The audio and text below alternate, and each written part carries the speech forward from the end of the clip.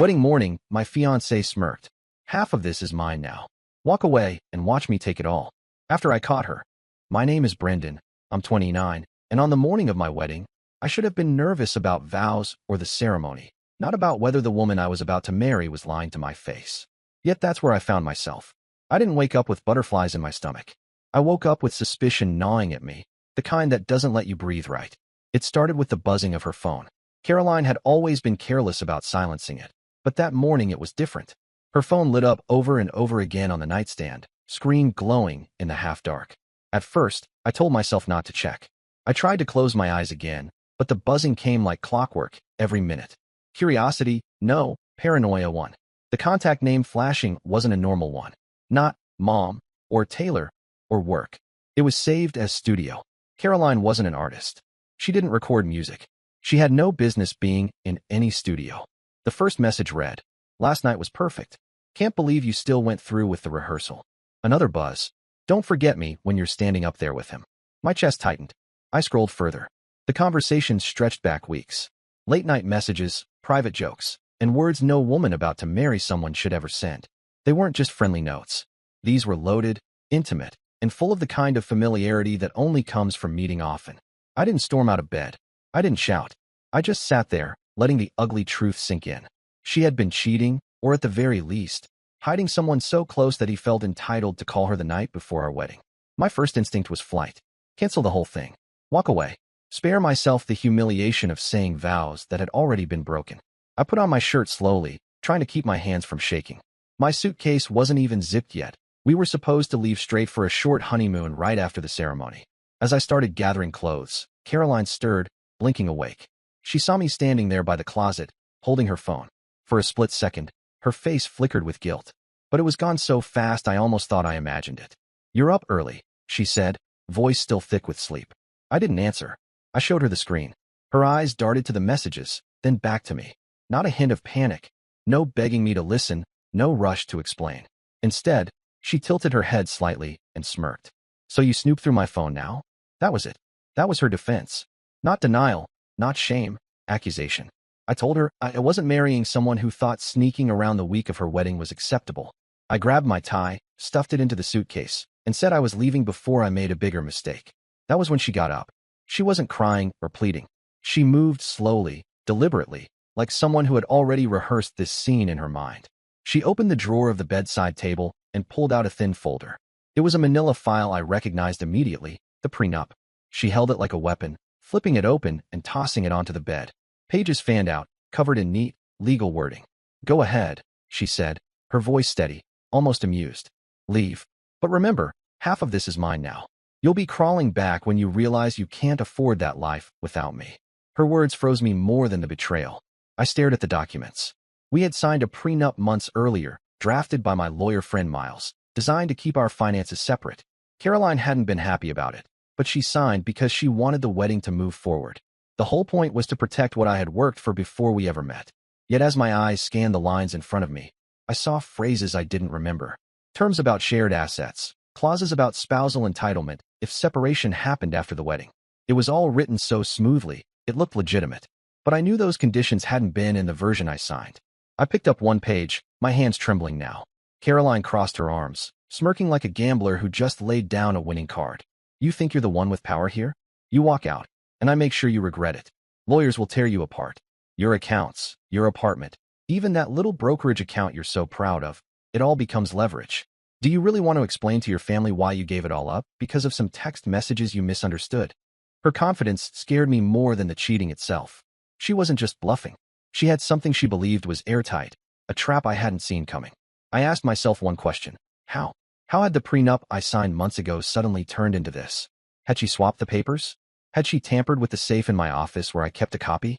The version she threw at me was convincing, but the wording wasn't mine. I shut the suitcase again. Not because I planned to stay, but because I realized walking out without answers would hand her exactly what she wanted. If she really had forged or tampered with the contract, she was expecting me to run, panic, and leave her with legal ammunition. She picked up the folder, slid it back into the drawer, and said casually, "So what's it going to be? You want to ruin your own wedding and throw away everything you built? Or you want to stand up straight, smile for the pictures, and let me handle things the way I planned?" The audacity left me speechless. I didn't respond. I just looked at her, trying to understand how the woman I thought I was marrying could sit there, half-dressed, smirking at the idea of robbing me. She wasn't panicking because she never intended to walk down the aisle for love. She intended to walk down the aisle for leverage. I walked into the bathroom, splashed cold water on my face, and stared at myself in the mirror. This wasn't a decision I could make on impulse. If I left, I had to be certain she couldn't come after me legally. If I stayed silent, I had to find proof that the prenup was tampered with. When I walked back into the room, Caroline was already scrolling through her phone, calm as ever. She didn't care that I'd seen the messages. She didn't care that I knew the truth. All that mattered to her was that she believed she had me cornered, bound by paper and ink that no longer matched what I remembered signing. That morning, I stopped being just a groom. I became something else entirely. A man who realized he was sleeping next to someone capable of betrayal on two fronts, love and law. I didn't storm out. I didn't shout. I zipped the suitcase quietly, sat down on the edge of the bed, and told her I needed to take a walk. She shrugged like it didn't matter. To her, the game was already won. But as I left the room and the hotel hallway swallowed me up, I knew one thing. If she had really tampered with my contract, then this wasn't just heartbreak. This was war. And wars aren't won by storming out. They're won by patience, by collecting proof, and by waiting for the right moment to strike. Caroline thought she had trapped me with paper. What she didn't realize was that she had just handed me the reason to fight back. I didn't walk aimlessly that morning. Every step I took down the hotel corridor was measured, deliberate, like a chess piece sliding into position. Caroline thought she had me cornered with words written on a page, but I wasn't going to fight her in that suite, half awake and unprepared. If she really had swapped the prenup, I needed proof, and the only way to get it was to retrace my steps. By the time I reached the parking lot, the early sun was cutting through the haze, painting the cars gold. My suit jacket felt heavy over my arm, not because of the fabric, but because of what I carried in my head. I unlocked my car, slid into the seat, and sat there gripping the steering wheel. I didn't start the engine right away. Instead, I pulled out my phone and scrolled through my contacts until I landed on Miles. Miles wasn't just a friend. He was the one who drafted the original prenup. He was 2 years older, a sharp attorney who specialized in contracts. If anyone could confirm whether what I saw in that folder was real, it was him. When he picked up, his voice was groggy. "You're calling me at 7:30 on your wedding day?" I cut him off. "She swapped it, Miles. The prenup. She showed me a version that says she gets half if I walk." There was silence on the other end.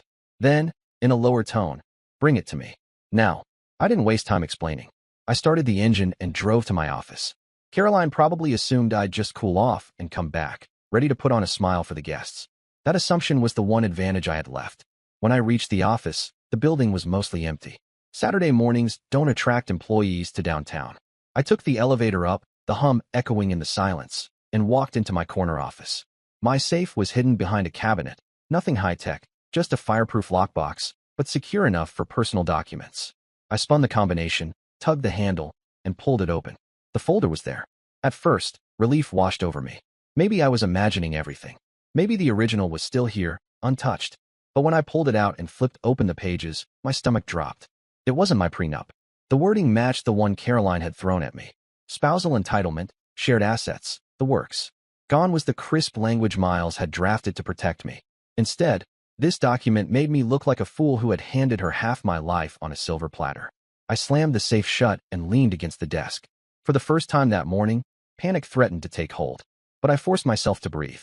If the original was gone, then she, or someone working with her, had replaced it, which meant there was a window of time when she had access to this office. I opened my laptop and logged into the security feed. The office had cameras in every corridor, though most of the footage was archived. I pulled up the logs for the last month. At first, nothing stood out. Just employees working late, janitors passing through. But 2 weeks ago, around 9 in the evening, I saw something that froze me. Caroline. She was walking down the hallway toward my office, holding a tote bag. She wasn't alone. Beside her was her cousin, Elliot, a law student I never particularly trusted.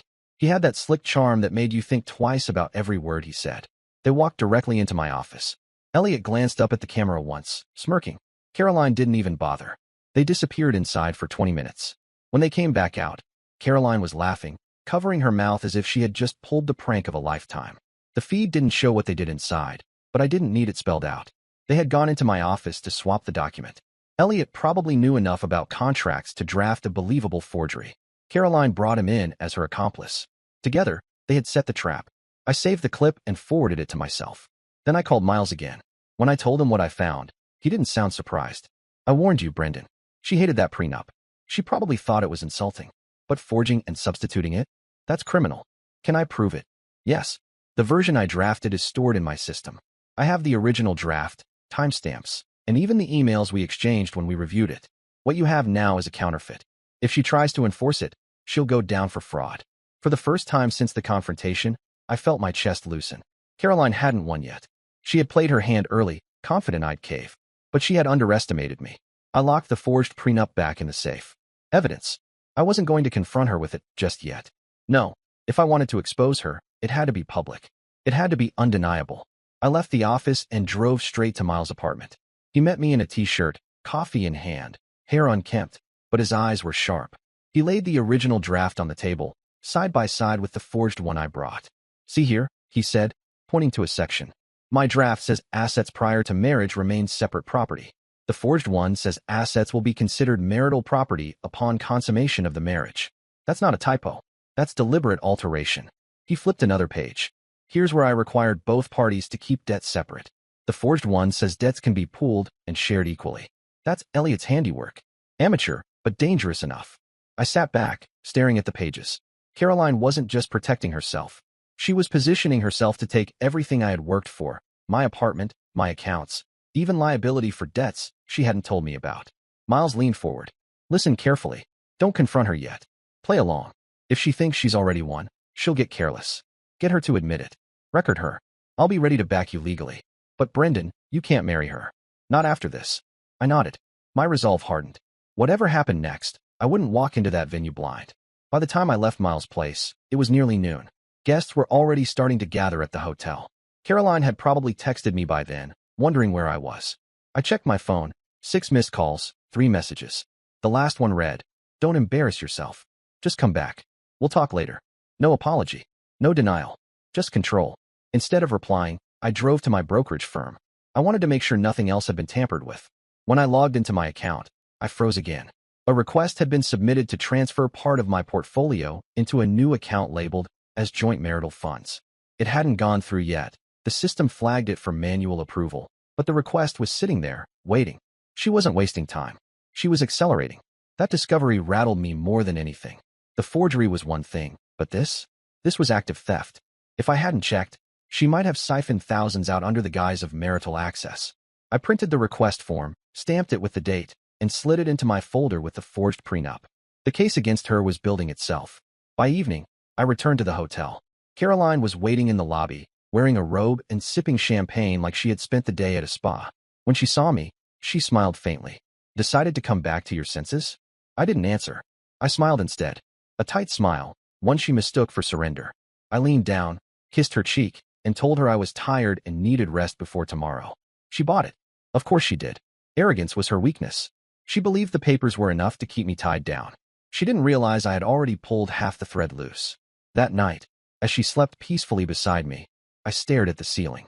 My mind wasn't racing anymore. It was calculating. If she could forge contracts, sneak into my office, and attempt to steal from my accounts before we were even married, what would she do after vows? No, I wasn't going to let her win. Tomorrow, at the rehearsal dinner, I would start turning the tables. The rehearsal dinner was supposed to be a celebration, the calm before the storm of the wedding day. For most couples, it was where families mingled, speeches were made, and everyone toasted the couple's happiness. For me, it was ground zero. I didn't walk into that room thinking of champagne or laughter. I walked in thinking of strategy. I had spent the morning preparing. Miles had given me a small digital recorder, disguised as a pen. It clicked on with a twist of the cap. My plan wasn't reckless confrontation. It was patience. Caroline was arrogant enough to boast, and all I needed was the right moment for her to say out loud what she had already shown with her actions. When I arrived at the private dining room, everyone was already there. Caroline was at the center, glowing in a pale dress, smiling for pictures. She looked like the perfect bride. No one would have guessed that less than 24 hours earlier, she had threatened to bleed me dry. I slipped into my seat beside her, kissed her cheek, and played the part of the adoring groom. My stomach twisted at the act, but I kept my face smooth. Her parents, Charles and Denise, beamed at me, clearly relieved to see me present. They had sensed my absence that morning, though Caroline had surely covered it with some excuse. Dinner began, courses arriving one by one. Laughter filled the room. Toasts were made.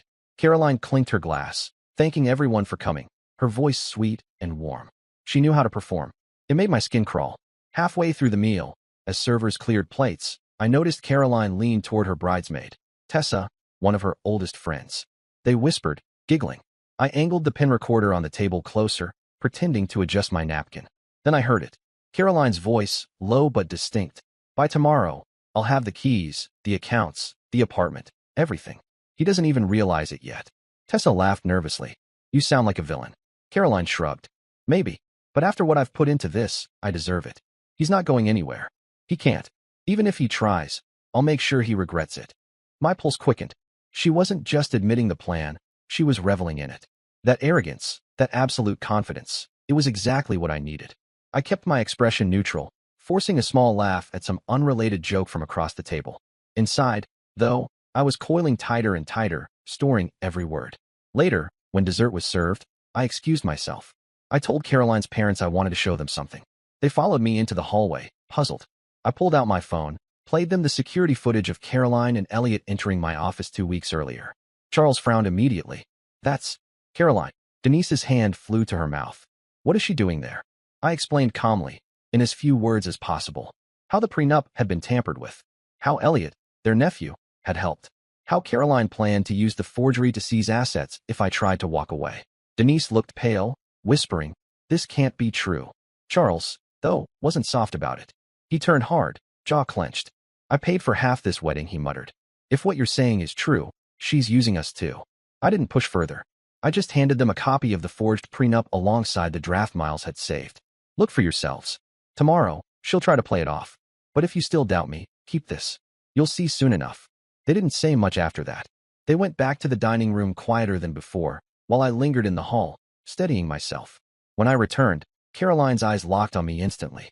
Her smile didn't falter, but I saw the flicker in her gaze. The flicker of someone who sensed she wasn't in complete control anymore. The rest of the night played out like theater. Caroline laughed, made toasts, posed for photos. I played my part too, arm around her, smiling in every picture.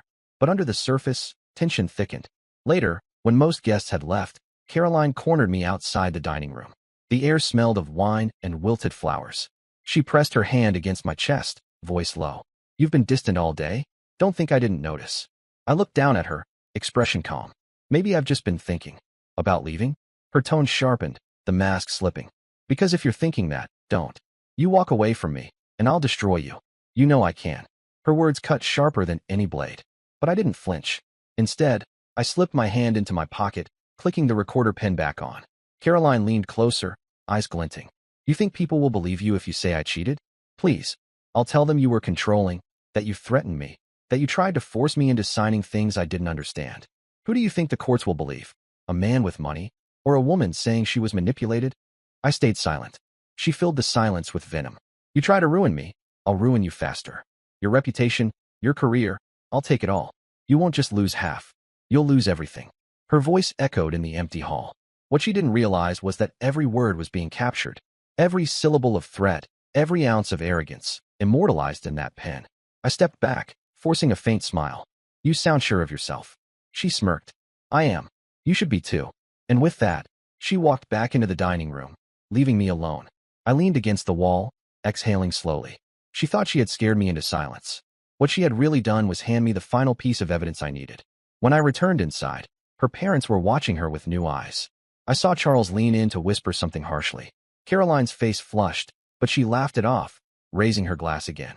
She still thought she could bluff her way through. The dinner wrapped up with forced smiles and brittle goodbyes. Guests drifted out, unaware of the undercurrent pulling everything apart. Caroline clung to my arm as we walked to the car, her grip tight, nails digging in slightly. In the quiet of the ride back to the hotel, she broke the silence. You're not leaving me, Brendan. You don't get to. I turned my head, meeting her gaze briefly before focusing back on the road. We'll see. She laughed, the sound hollow. Back in the suite, she went straight to the bathroom, humming as if nothing had happened. I sat on the edge of the bed, pulled out the recorder, and replayed her words. Hearing them again, in her own voice, was both sickening and liberating. This wasn't paranoia anymore. This wasn't suspicion. It was fact. By midnight, I had emailed Miles the audio file along with the footage and the forged prenup scans. His reply came minutes later. This is airtight. You'll walk free, Brendan. She's finished. I slipped the recorder back into my bag, lay down on the bed beside Caroline when she emerged, and pretended to sleep. She nestled in without a care in the world, certain of her victory. But I didn't sleep. I stared at the ceiling until dawn, knowing the next day wouldn't end with vows or rings. It would end with Caroline learning what happens when someone builds their future on lies. Morning light spilled through the curtains, casting long stripes across the suite. I hadn't slept. Caroline stirred beside me, yawning, stretching, oblivious. Her world was about to collapse, but she didn't know it yet. She rolled over, kissed my shoulder, and whispered, "This is the day everything changes." She wasn't wrong. I dressed in silence, my suit crisp, my tie knotted. She fussed with her makeup, humming cheerfully as if the night before hadn't happened. Watching her move so casually while knowing what I knew made my skin crawl. She thought she was walking into a ceremony where I'd stand helpless beside her. She thought the forged papers in her drawer would bind me. She thought I'd given up. By 9 o'clock, guests were already filing into the chapel. The venue buzzed with excitement. The hum of conversations, the rustle of dresses, the clink of glasses being arranged for the reception. Caroline was in her dressing room, surrounded by bridesmaids, laughing, posing for photos. I wasn't in mine. Instead, I stood in a quiet office at the back of the venue with Miles and another attorney, Helena, who specialized in fraud cases.